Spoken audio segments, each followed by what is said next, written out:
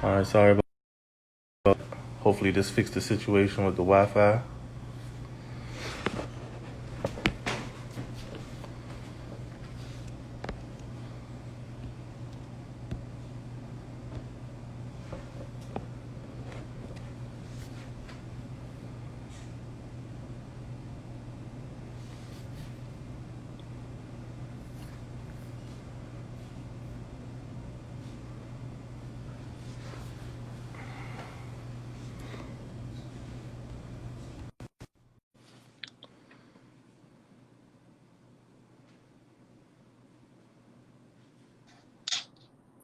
All right, here we go. Hopefully, all right, that's a bet. That's a bet. Um, what was that? Oh, so when you say you just focused on basketball in the eighth grade, was that when you noticed your game make a big jump, or did you just make the decision just because? Yeah, that's really when I noticed, the big jump. That's when I started going to the big camps. I went to an Adidas camp, a Nike Okay, basketball camp, and that's when I started to gather interest from different, Division One universities. So that's okay, really when I began to, take it serious. okay, okay. Were you Yeah. traveling? Were you like playing AAU like around the country at that point? Yes, I was. I was with the Gators. I played some with, man, I played with like seven different AAU squads, you Okay. know. Yeah, yeah, But yeah, you gotta really like. I noticed I had to lock in. I ain't have time to focus on football and baseball and all the rest of that stuff. I needed to lock yeah. in on basketball if I wanted to go D1. All right. And so, like, all right. So, a middle school over, you headed into Southern Lee, right? Right. Was I don't know the scene down there as much as I do up here. Was it a? But I do. I know it's a lot of private schools down there. Were you? Was there ever a time when you thought about attending one of the private schools instead of staying in public school? Yeah, I actually had some offers from different private schools. Okay. Georgetown Prep, I believe, Okay. and Yeah. Oak Hill actually like wanted me to come up there. But it was like a blessing in disguise because like when I was about to go to private school, I was a big fan ever, but Southern Lee was built the same year that I was coming into ninth Okay. grade.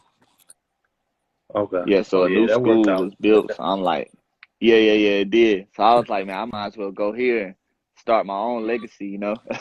Yeah. Facts. And you So yeah, definitely that's did that's that. how it played out. What Appreciate it. What was your freshman year? What was your freshman year like? I know the following years we're gonna get to that, but what was that freshman year like for you? In college or high school? High school, high school. Oh, it was honestly, it was easy. I had a chip on my shoulder because I came from eighth grade. I was averaging like 30 points per game, and I had people saying like, "Oh, you ain't gonna do that on varsity. You're not gonna do that on varsity." So I just wanted to prove people wrong, and it was easy to me. I think I averaged, I think I averaged like 25, no, maybe 24 my freshman year, and I ended up winning all state in North Okay. Carolina. Yeah. You picked up right So where you left off then, for real. yeah, yeah, yeah. Um, and I was before the first time you hopped on, I was just telling people, I was introduced to your game through through Ant. That was my guy before he moved down to North Carolina, and he used to always call like, "Yo, there's a dude Akeem down there. He give anybody buckets back home." And I was like, "Ah, that's a tough one." And Yeah, Ant would just be like, "Nah, nah, nah, he tough, he tough." And so like your yeah, sophomore year, that's when I started like following you. I would like do my little Googles, look it up. yeah. What was it like your sophomore year? Because I feel like, well, at least that's when I found out, and I feel like a lot of people knew, like, all right, he on pace to like try to break the all time lead in scoring record. What was that like sophomore year for you? Oh, sophomore year was better than my freshman year because freshman year we wasn't at school and everyone was young, and it seemed like we still did well. Like, my freshman year we made the playoffs or whatever, but I believe we lost in the first round. So my sophomore year, everyone wanted to come and play with us, so guys started transferring, We had like 8 different guys transfer to our Okay. school. And the thing is, like, I still was playing well, but we was winning that year. We went all the way to the four, and we ended down at ECU. So that Okay. was the only difference between my freshman and sophomore year. I just had my sophomore year, so that worked out well for me. I was happy to have those guys on my team. Yeah, I'm sure you were. What when did well the recruiting had already started, but I know it picked up some. What was the recruiting like at that point for you going in after your sophomore year? Well, I had just had entrance like my ninth and 10th grade year, but after my sophomore year, that's when I began to start getting my phone calls from coaches, and they was visiting the schools and all type of things like that. So that was a really cool experience because that was my ultimate, goal was to play Division I basketball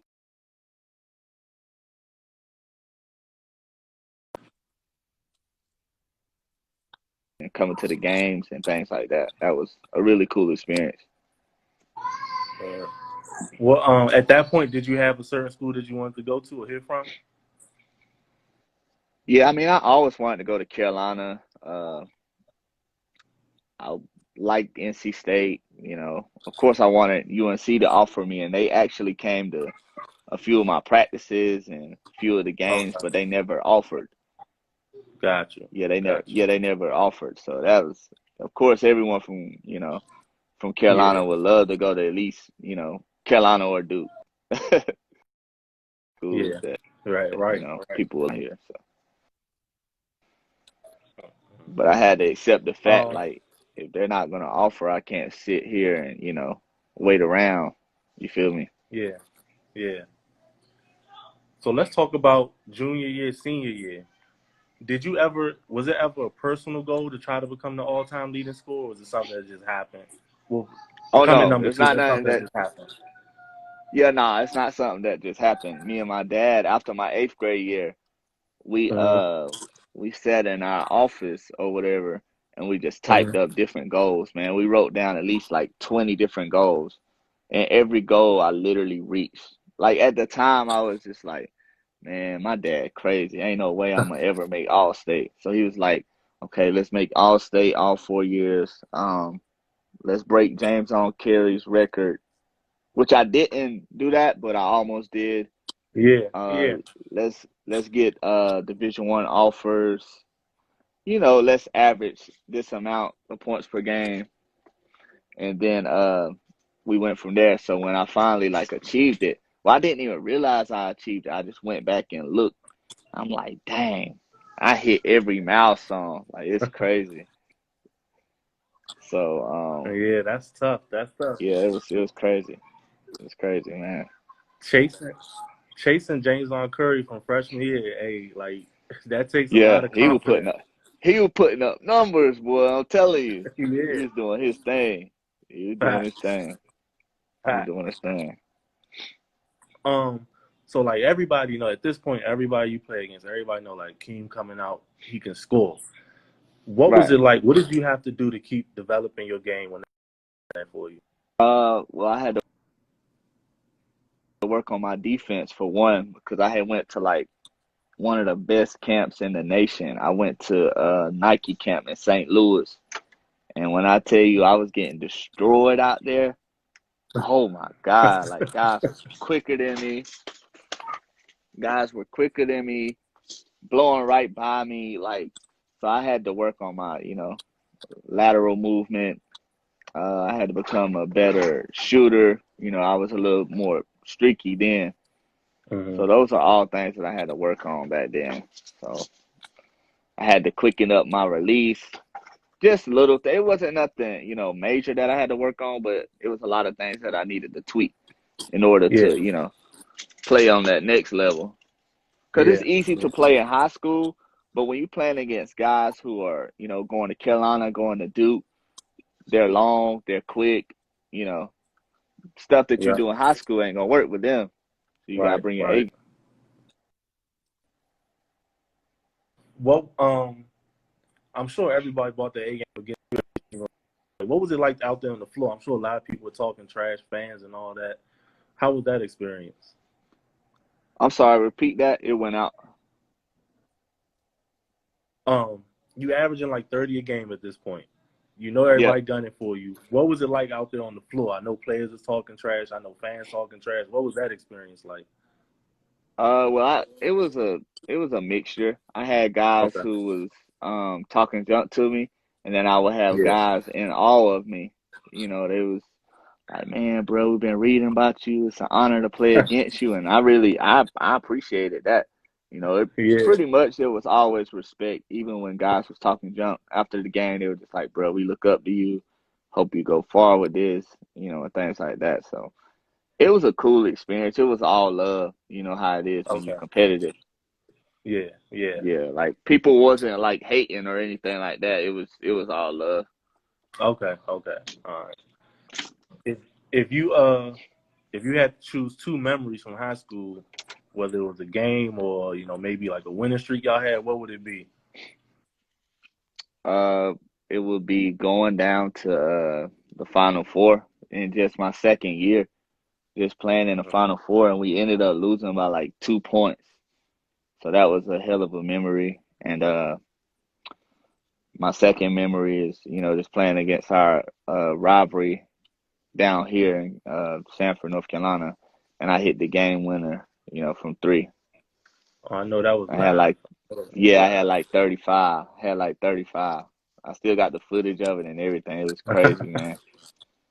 I Yeah, it know was that was. crazy. Yeah, I got a lot of memories from high school, but those are my Okay. favorite ones. Who would you say were like the toughest players you matched up against? Oh God, man. Well, in high school, everyone was, pretty decent, but on the AAU circuit, Mm. the toughest player still to this day that I've ever played against was Brandon Jennings. Ah, I that's played against him. Yeah. After my sophomore year, I played against him in Vegas. And I had been uh, reading like, he's the number one player in the country, but he played against us. He had 65. dang. He was making everything, man. Yeah, yeah, yeah. He's different, man. He's different. And I played on the same team as John Wall. Like back then, Brandon Jennings was, man, that dude was good, man. Look at you seen his highlights, right? Yeah, yeah, one of the best highlight takes ever. Yeah. Yeah. Like he was doing all of that on us, bro. He had maybe like 65 and 14. Like he was unstoppable. Still to this day, that's the best player I ever played against, man. Hey, that's tough. Is that the team? Was it D1? Was the name of the team? Oh Uh, what the team he played for? no, the team. Southern Cal. Yeah, I know it was Southern Cal. I'm talking y'all team with John Wall. Was that D1 sport Yeah, or? yeah, yeah, yeah, yeah. D1, yeah, yeah. Hey, so this what I love talking about this. Like in the DMV area, I do say we had a big country. I do say that, but as far as one state, I don't think North Carolina get enough credit. Man, when I was on that D1 squad, at least I think all nine of those guys went like major. It's like they went ACC, SEC, Yeah, Big yeah, 12. Like, yeah, you know what I'm saying? yeah, It was John Wall, who went to Kentucky, Melvin Tabb, Wake Forest, Ryan Kelly, Duke went to the Lakers, CJ Leslie played for NC State, JT yeah. Terrell played for Wake Forest. Like, man, we was deep. Like, I was coming off the bench, and I wasn't even mad about it because the guys I had ahead of me was like next level. Yeah, yeah. And Yeah, man. It was. JT Terrell, he up there with John Wall and B Jennings with the mixtape. Oh, He got a cold yeah, yeah, yeah, yeah, yeah. mixtape. He was cold. He's still one of the best shooting guards to come out of North Carolina. That's facts. Yeah. He was cold. All right, so after you reach these milestones you set for yourself before high school, everything's done. What was your recruiting process like? Like, what were the schools? What were you looking for? I had big schools chasing me. I had a few ACC offers or whatever, but Mm-hmm.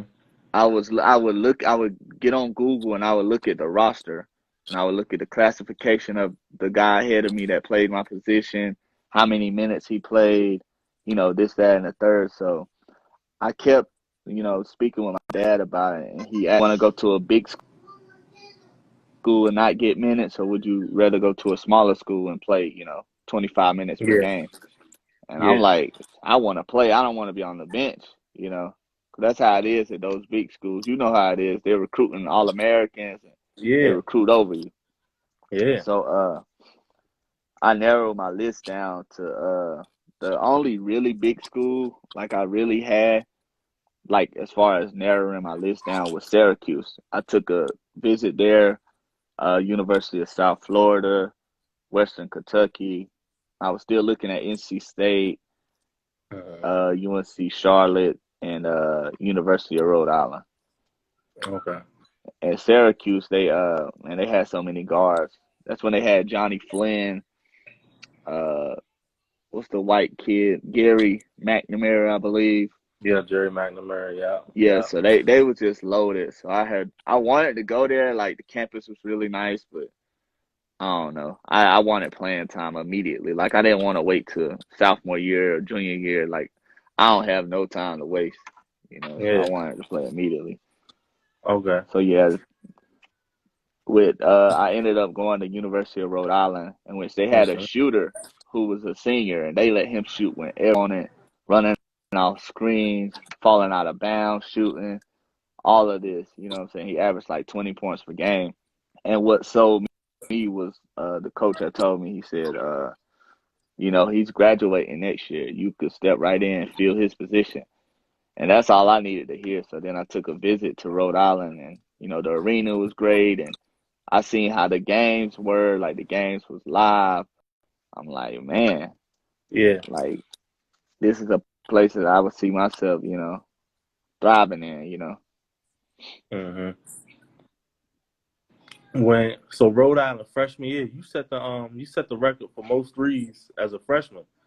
Now you Yeah. told me about setting milestones. Was that a milestone you set, or that just Nah, happened? nah, that just happened. That just Okay. happened. Okay. Yeah, cause I was thinking like, there's no way I'm gonna hit a lot of threes this season. Like we in college now, this not high school. So, but I Yeah. was putting in that work though. That's one thing I can say. Like as far like in the off season, I was getting up like 300 shots, Hmm. per day or whatever. So, nah, that's just something that happened. I'm just blessed to be able to do that, on that level, cause it wasn't Yeah. easy. It was, I just had a great team. Like I had guys that could, pass. My point guard led the nation in assists. You know what I'm saying? And then I had a guy like Okay. LeBron James on my team who was like slash, made dunks. So they had to, most of my shots was wide open shots were coming off down screens or whatever. Okay. So you picked the right school that the system was kind of built around your game a little bit. Right. Yeah, they like to get up and run. Back then we was playing like the Warriors, man. It wasn't a whole lot of slowing down. We was getting up and down the floor. So that's what I thrive in. I don't like the half court and slowing down, because I'm an Yeah. undersized guard, you know. Using that to your advantage. Yeah, exactly. Exactly. With with Rhode Island, with your decision to leave and come to Eastern Carolina, was that something? Was it purely basketball, or was it other things involved with that? No, it wasn't really basketball. Basketball was cool up there. You in the Okay. A-10. We had scouts coming to our games from the Boston Celtics, New York Knicks, because we all in that area up north. The Hmm. reason I decided to come home was, other issues, like as far as I was really homesick. Okay. I was homesick, the weather, being from down south and then just going up there. It's just like, That's a big change. yeah, it was a culture shock to say the least, and Oh, after the games, like most of my teammates from Rhode Island, they was from up there. So their families would be waiting for them after the game. And then like for me, I just, go back to my dorm. Nobody's there. So it became a little bit depressing. I was like, got man, it. I need to go somewhere closer to home. Got it. Yeah. Um, was Eastern Carolina just the only choice you had, or were you looking at other places as well? I had three different schools. I had UGA, University of Georgia. I had ECU, and I had NC State. And I was Okay. actually supposed to take a visit to those other universities. Like I wasn't Mm. even thinking of ECU. And I just went to ECU and I fell in love with it, man. I fell in love with the facilities, fell in love with the coaches, and they like, just showed me their offense, their playbook, and it just felt right. I'm like, yeah, this is where I want to go. I committed right there on the spot. I was supposed to go to Okay. NC State the next week, and I Yeah. didn't even take a visit there because I wanted to go to ECU. Got you. How was that Hmm feeling? Coming home. Man, it was amazing because, like I said, I was so far away from home. Like my parents would have to get in the car and drive 13 hours just to see me play, Uh, versus them driving Yeah. an hour and a half to come see me play. It was like Yeah. little things like that that I took for granted. Like as far as being in high school, you can just drive to come see me play. But when I was in Rhode Island, you had to fly or drive 13 hours to see me play. So it felt like I was in high school all over again. And I think that's why I played so well at ECU. Yeah. Yeah. Coming to ECU. I remember watching the game again. T Ant. I don't know. Did y'all call him T or Ant when he was down there? T, Called him T. Okay. Okay. Okay. yeah. T. He let me know. He was like, "Hey, Akeem, they about to play North Carolina. They about to play North Carolina." And I remember watching that game. How Yeah, did he was hyped. how yeah, how was playing that game for you? It was a really cool experience because, for one, I told you that was my dream school. I Hmm. always wanted to play, against them or for them. Either way, I didn't. I just wanted to compete against them. Yeah. And I played against them my freshman year, and I played horrible, like 0 points. I played terrible. So I wanted to Okay. get my face back. I wanted to get some revenge. So I was in the gym that whole week, so I knew I was gonna have a great game when I played against them. Like the second go round, I didn't just want to be out there playing against, Carolina. I wanted to make an impact. So Yeah. I played good. I think I had 19 points. It was all in the second half. I think I went 6 for 12 from the three, something like that. So it was a Knocking really cool experience, man. knocking them down. Hey, that was Yes, it sir. was a great thing to watch. Yes, sir. I appreciate that, man. Of course. Most threes in the you were leading the NCAA in threes in the season, 155. Yeah. What Yeah. did you feel like you were mentally in the zone that year? Yeah. To be honest, I was in the zone my junior year, but I just had guys in front of me. So I had like 4 or 5 guys that graduated. I mean, I was still playing, but Yeah. you know how it go. So Hmm. I was like, man, I got these guys out my way. It's time to really go get it. And that Yeah. summer they had ranked me like the number 6 best shooter in the country. I wasn't even excited about it. I was kind of pissed off because I felt like I was the best shooter in the country. So Yeah. I was like, watch what I do my senior year. So I would keep track of it, like literally, like it would be like the 10th game of the season. I'm like, okay, I'm number 3, like as far as threes made. Yeah. And then I got all the way to the end, and me and this one guy was battling. Like I'm talking about, he'll have a game, he'll pass me, then I pass him, and then what helped me out was he like lost early, so I had like 2 extra games. I ended up like 3 or something like that. I think he had like 152, and I ended up with 155 to lead the nation.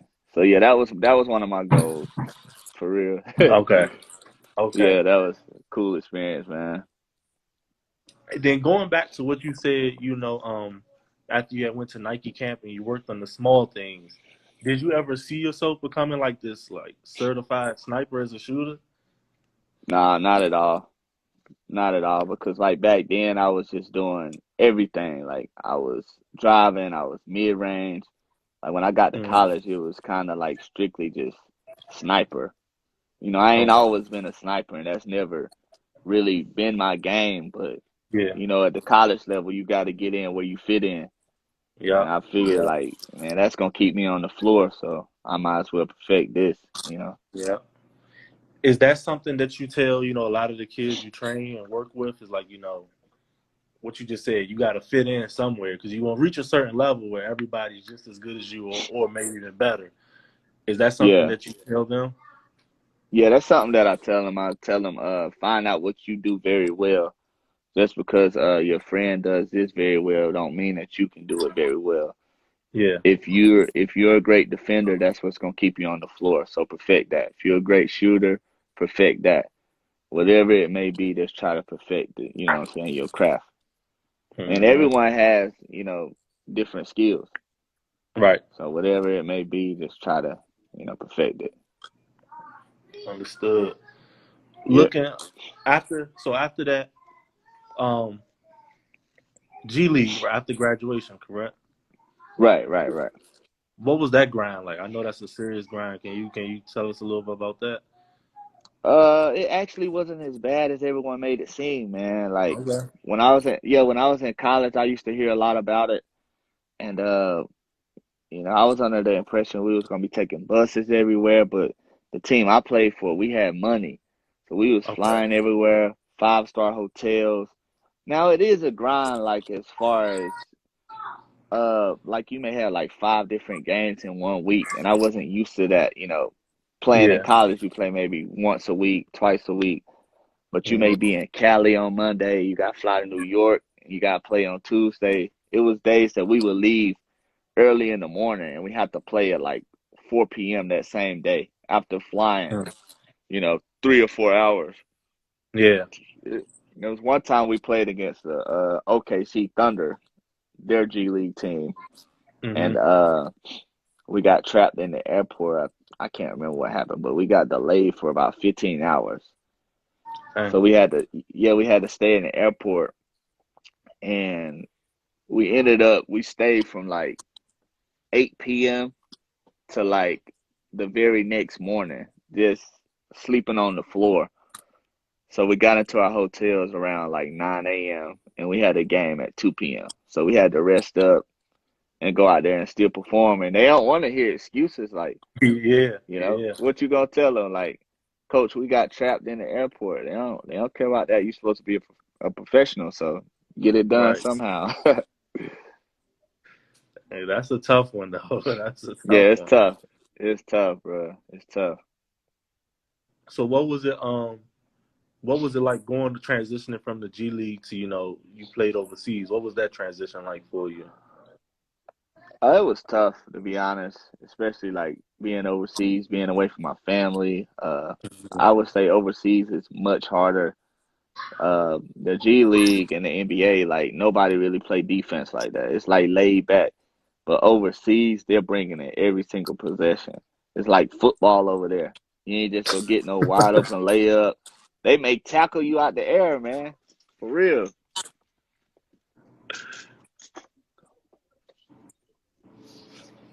Yeah, they may tackle you out the air, and then you got Mhm. to deal with the fact of being away from your family. You know, Yeah. Yeah. yeah, it's tough. It's tough. Okay. And then, so coming back home, did you know you wanted to like? Were you saying to yourself like, I'm gonna get into coaching, or I'm gonna get into training, or did you just come home and like let it happen naturally? It's always been a thought in the back of my mind. Okay. I had a few. I'm sorry, hold up. I No, had you a good. few You good. jobs that I tried out, and I just didn't like them. So I said, man, I want to be close.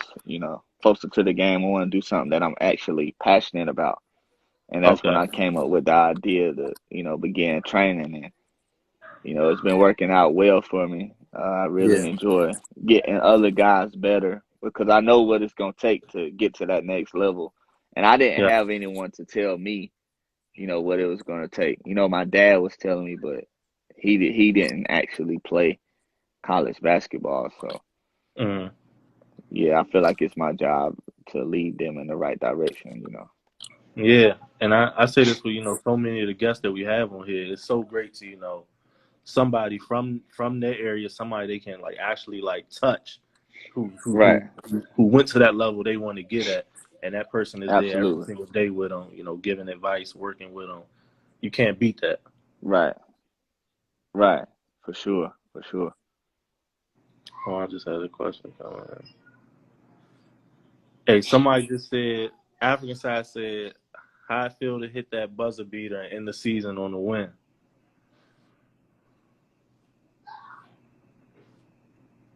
Oh man, it was crazy. It was like a storybook ending type of it was something that you would see like on the movies because like it was a tournament game, like it was a CIT tournament. So we played Mm-hmm. 6 games. And I told you like I had did well, I was shooting really well the whole season. And then Mm-hmm. in those 6 games I began to struggle. I ended up going like in 6 games I went like I was on some Paul George type of time, you know what I'm saying? I went like 4 for 30 from the three in those Ah, 6 games. And it was like, damn, what's going on with Richmond? But that yeah, last shot, yeah, that last shot, like I always tell my players, like, I don't care if you miss 100 in a row. You gotta think that that next one is good. That's the type of confidence you gotta have. That's what's gonna separate you from, you know what I'm saying, other players. So when I shot that last shot, I was like, oh yeah, that's cash. And it's just crazy to me that I was struggling up until that point and I still ended up hitting the last shot. So it was a blessing, man. It yeah. was dope. That was dope right there. That's That tough. was dope. And I guess I'm gonna end off on this one. Well, it's 2 questions, so 2 questions. I guess the first one, since we briefly talked about it, do you ever see yourself becoming a coach, or are you fine, like just training, working with kids individually? Eventually, I would love to transition into, being a college coach. That would be Hmm. great for me.